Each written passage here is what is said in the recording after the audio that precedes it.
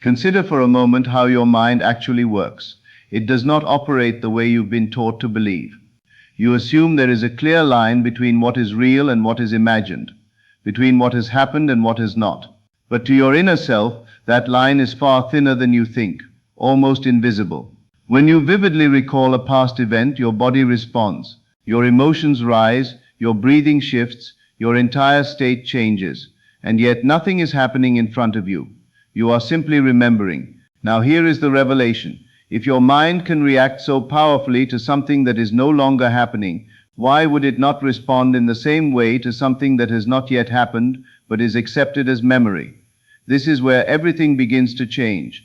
You have been trying to create your future by effort, by force, by repeating actions in the outer world. But the outer world is only ever a reflection. The real cause is within you, within your awareness, within your assumption, within what you accept as true. And nothing feels more true to the mind than a memory. A memory carries certainty. A memory carries weight. A memory does not argue with itself. When you say it already happened, and you feel it not as imagination, but as recollection, something profound occurs. You are no longer hoping. You are no longer waiting. You are no longer reaching out towards something distant. Instead, you are standing in the position of one who has already experienced the result. And in that moment, your entire state shifts. Think about how you feel when you remember something that went your way. There is ease. There is a quiet confidence. There is no tension in wondering if it will happen because it has already passed. That is the state you must occupy. Not a forced belief, not a strained affirmation, but a gentle, natural remembering. The mind accepts what feels familiar. And memory is the ultimate form of familiarity. So instead of trying to convince yourself that something will happen, you simply recall it as something that did. You let it settle within you as fact. You allow your body to relax into it, your thoughts to align with it, your reactions to reflect it. You move from anticipation into completion. This is why effort begins to fade away. Because effort belongs to the one who is trying to get somewhere, but memory belongs to the one who has already arrived. And once you have arrived within yourself, the outer world has no choice but to follow. You must understand this clearly. You are not changing the future. You are revising your relationship with it. You are bringing it into the present by placing it into the past of your mind. And when something feels like it has already happened, you stop interfering with it. You stop doubting it. You stop delaying it. You simply live from it. So do not underestimate this subtle shift.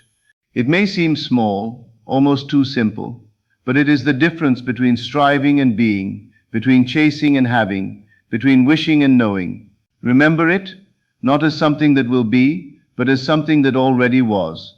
You have been taught, perhaps all your life, that in order to achieve something greater, you must put in more effort, apply more pressure, and push yourself beyond your limits. And while effort has its place in the world of action, it has very little to do with transformation. Transformation is not the result of doing more, it is the result of becoming different. For you will always act in harmony with who you believe yourself to be. This is the secret that is so often overlooked. You are not struggling because you lack ability, nor because the world is withholding something from you. You are struggling because you are attempting to create from an identity that does not yet accept the outcome. You are trying to force results while still identifying as the one who does not have them. And that conflict creates resistance. But when you shift your identity, everything begins to move with a kind of ease that effort alone could never produce. Identity is the root. It is the silent assumption that governs your thoughts, your reactions, your decisions, and your expectations. It determines what feels natural to you, what feels possible, and even what you allow yourself to receive. So when you remember your desire as something that has already happened, you are not just changing a thought. You are stepping into a new identity. You are no longer the one who is trying to become successful. You are the one who has succeeded. You are no longer the one who is seeking validation. You are the one who has already been recognized. You are no longer the one who is hoping things will change.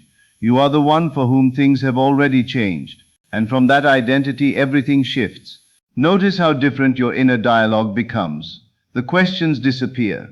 The doubts lose their voice. You are not asking, how will this happen? Or when will it come? Because those questions belong to someone who is still waiting. Instead, there is a quiet certainty, a calm knowing, a sense of completion, that requires no explanation, and with that shift, your behavior begins to change effortlessly. You do not need to force yourself to act differently. You naturally begin to think, speak, and move in alignment with the version of yourself you have accepted. Your decisions reflect it. Your energy carries it. Even your presence begins to communicate it without a single word being spoken. This is why identity shifts faster than effort ever could. Effort works from the outside in, trying to reshape reality through action alone. But identity works from the inside out, and when the inside changes, the outside has no choice but to follow. Consider how quickly a person can change when they fully accept a new role. The moment they believe it, they embody it. There is no long struggle, no endless transition. It becomes natural because it is assumed. And this is what you are doing when you remember your desire is already fulfilled. You are accepting a new role, not gradually, not partially, but completely. You are claiming it as who you are. So do not concern yourself with trying harder. Do not exhaust yourself with endless effort, thinking that persistence alone will carry you there. Instead, turn your attention inward and ask yourself a far more powerful question: who am I now if this has already happened? And then remain there. For the moment you become it within, you will find that there is nothing left to chase without. There is one thing that silently undermines nearly every desire, every intention, every effort you make, and that is doubt. Not always loud, not always obvious, but present in subtle questions, quiet hesitations, and the constant need for reassurance. Doubt is not merely a passing thought. It is a state of uncertainty that keeps you suspended between having and not having. And as long as you remain in that state, nothing fully takes form. You may affirm what you want, you may visualize it, speak it, even work toward it. But if beneath all of that there is still a question, will this really happen? Then you are divided within yourself. One part of you moves forward, while another part quietly pulls back. And this inner conflict is what delays the very thing you seek. Now consider what happens when something has already occurred. There is no debate about it. There is no need to question its validity. You do not wake up in the morning and wonder if your past is real. You do not ask yourself if yesterday truly happened. It simply is, accepted without effort. That is the power of placing your desire into the feeling of memory. When you remember it as already done, you remove the very foundation upon which doubt stands. For doubt requires uncertainty. It feeds on the idea that something is still unresolved, still in question, still waiting to be proven. But the moment you shift into the knowing that it has already happened, there is nothing left for doubt to hold on to. It has no place to exist. This is not about forcing yourself to believe something against your will. It is about moving into a state where belief is no longer required, because you are no longer dealing with possibility, you are dealing with completion. And completion carries a quiet authority. It does not argue. It does not defend itself. It simply rests in what is. Feel the difference within yourself. When you think of something you desire as not yet here, your mind begins to search. It looks for signs, for evidence, for timelines. It asks questions, it creates scenarios, it imagines obstacles, and in doing so it keeps the experience at a distance. It reinforces the idea that there is still a gap between you and what you want. But when you allow yourself to feel that it has already happened, that gap dissolves. There is nothing to search for because it is no longer missing. There is nothing to prove because it is no longer in doubt. There is nothing to force because it is no longer in progress. You enter a state of rest. And in that rest, something remarkable takes place. Your mind becomes still. Your emotions settle. The tension that once accompanied your desire fades away. You are no longer checking, no longer wondering, no longer trying to hold on to a fragile belief. Instead, you stand in a quiet certainty that does not need to be reinforced. This is where true alignment begins. For when there is no doubt within you, there is no resistance to what you have accepted as true. And without resistance, there is nothing to delay the reflection of it in your outer world. So do not attempt to fight doubt directly. Do not struggle against it or try to silence it through force. Simply remove its foundation. Place your desire where doubt cannot reach it, in the certainty of something already experienced. And in doing so, you will find that doubt does not need to be conquered. It simply disappears when there is nothing left to question. There is a subtle but powerful shift that occurs when you no longer feel separated from what you desire. Most people live in a state of pursuit. They are always moving towards something, reaching, striving, attempting to bridge a gap they believe exists between where they are and where they want to be. And in that state, all their energy is directed outward, as though the answer lies somewhere beyond them. But the one who remembers it as already done does not move in this way. For when something has already happened, you do not chase it, you do not pursue it, you do not look for ways to make it come to you, because in your mind it is no longer something that needs to arrive. It has already taken its place within your experience, and so your energy changes. Chasing is always accompanied by a certain tension. It carries urgency, impatience, and often a quiet fear that if you do not act quickly enough, you might miss your chance. It places you in a state of dependence, where your sense of fulfillment is tied to something outside of you. And no matter how hard you try, that energy only reinforces the idea that what you want is still out of reach. But when you shift into the feeling that it is already yours, that tension dissolves. There is nothing left to chase, because there is nothing missing. You are no longer trying to attract something into your life, you are simply allowing what you have already accepted within yourself to be reflected outwardly.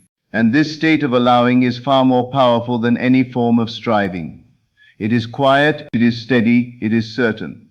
Notice how different your presence becomes in this state. There is a calmness about you, a sense of ease that cannot be imitated. You are no longer seeking validation from the world because you have already given it to yourself. You are no longer trying to prove anything because there is nothing left to prove. And it is precisely this lack of need that creates attraction. For the world responds not to what you say you want, but to the state you consistently occupy. When you are in a state of lack, you draw more experiences that reflect that lack. But when you are in a state of fulfillment, when you feel complete within yourself, you begin to draw circumstances that mirror that completeness. This is not something you force. It is something that happens naturally as a result of who you are being. Think of it as a magnet. A magnet does not chase what it attracts. It simply exists in its own nature, and by doing so it draws to itself what is in harmony with it. In the same way, when you embody the feeling of already having, you become a living magnet for the reality that corresponds to that state. And because there is no strain in this process, your actions become lighter, more fluid. You may still take steps, you may still move forward in the world, but those actions are no longer driven by desperation or need. They arise from a place of confidence, from a quiet knowing that what you do is simply part of the unfolding, not the cause of it. This is what it means to stop chasing and start attracting. It is not about doing less for the sake of doing less. It is about releasing the inner pressure that makes you feel as though everything depends on your effort. It is about recognizing that the true cause lies within your state, and once that state is established, the outer world rearranges itself in ways you do not have to control. So allow yourself to step out of the constant pursuit. Let go of the need to make things happen. Rest in the feeling that it has already been accomplished, and let that feeling guide you. For what you no longer chase is what you finally allow to come to you. When you truly accept that something has already happened within you, your relationship with action begins to change in a very natural and almost unnoticed way. You are no longer acting in order to make something happen. You are acting because it feels consistent with who you already are. And this distinction is everything. Most action in the world is driven by effort, by pressure, by the feeling that something must be done in order to secure a result. It is filled with second-guessing, overthinking, and the constant need to evaluate whether each step is working. And because of this, even the simplest decisions can feel heavy. But the one who remembers it as already done does not carry this weight. For when you know something has already taken place, your actions are no longer attempts, they are expressions. They are not driven by the need to achieve, but by the natural impulse to reflect what has already been accepted within. You move differently, not because you are trying to improve your behavior, but because your inner state has already shifted. Consider how effortlessly you behave in areas of your life where you already feel certain. There is no hesitation, no internal debate, you simply act, and your actions feel right because they align with what you believe to be true. That same ease begins to appear in every area when you adopt the identity of one who has already received. You do not need to plan every step. You do not need to force yourself into discipline or push against resistance. Instead, there is a kind of quiet guidance that begins to emerge from within you. A thought arises and you follow it. An opportunity appears and you recognize it. A decision presents itself and you make it without strain. This is what can be called inspired action, but it does not feel extraordinary. It feels natural, almost obvious, as though it is simply the next thing to do. And because it is not driven by fear or urgency, it carries a different quality. There is clarity in it. There is confidence in it. There is a sense that you are moving with life, rather than trying to control it. Even when you take bold steps, they do not feel forced. They feel appropriate, as though they belong to you. This is the result of alignment. When your inner assumption matches the outcome, your outer actions begin to reflect that harmony. You are no longer sending mixed signals, no longer thinking one thing, feeling another, and doing something else entirely. Everything begins to move in the same direction, guided by the identity you have accepted. And in this state, even small actions carry power. It is not the magnitude of what you do, but the state from which you do it that makes the difference. A single step taken in certainty can accomplish more than countless efforts made in doubt. Because when you act from the feeling that it is already done, there is no resistance opposing you. There is no inner conflict weakening your movement. You are simply expressing what is already real within you. This is why struggle begins to fade away. Not because you stop acting, but because your actions are no longer burdened by the need to force results. You are not trying to create, you are allowing what has already been accepted to unfold. So trust this shift within yourself. Do not return to the old habit of overthinking, of trying to control every outcome. Allow your actions to arise from the identity you have chosen, and let them flow with ease. For when you act as the one who has already succeeded, every step you take becomes part of the fulfillment itself. There is a tendency to look at the world as though it exists independently of you, as though it moves by its own laws, separate from your inner life. You observe circumstances, events, and outcomes, and you interpret them as fixed realities, things that happen to you rather than through you. And because of this, you often feel the need to react, to adjust, to struggle against what appears before you. But what if the outer world is not the cause, but the effect? What if everything you see is a reflection, an echo of something that has already taken place within your own awareness? If this is so, then the sequence you have been relying on is reversed. You have believed that first something must happen in the outer world, and then you will feel it, accept it, and believe it. But the truth is, it is your inner acceptance that comes first. It is your assumption that sets the pattern, and the outer world simply arranges itself to mirror that pattern in visible form. Now consider the implication of this. If your reality is reflecting your internal state, then it is not responding to your desires, your wishes, or even your efforts. It is responding to what you accept as already true. And what you accept most deeply is not what you occasionally think about, but what you consistently feel as fact, what you live from rather than what you long for. This is why the idea of remembering it as already happened is so powerful, because it alters your internal timeline. Instead of placing your desire somewhere in the future, where it remains distant and uncertain, you bring it into the past of your mind. You accept it as something that has already been experienced. And in doing so, you change the signal you are sending out. You are no longer projecting absence, you are embodying completion, and the world responds to that.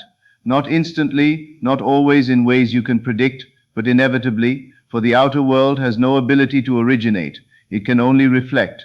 It rearranges itself according to the pattern you hold within, often through channels and circumstances you could not have planned, in ways that seem natural when they occur, yet remarkable when you look back upon them. This is why trying to control the outer world directly can feel so exhausting. You are attempting to change the reflection without altering the source. You are working on the surface, while the cause remains untouched beneath it.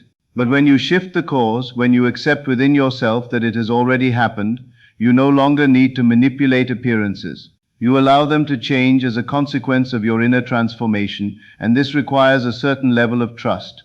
Not blind belief, but a quiet willingness to remain faithful to your inner assumption, even when the outer world has not yet caught up. For there may be moments when your senses present you with something that seems to contradict what you have accepted. And in those moments you are given a choice, to return to the old pattern of reacting, or to remain aligned with the new state you have claimed.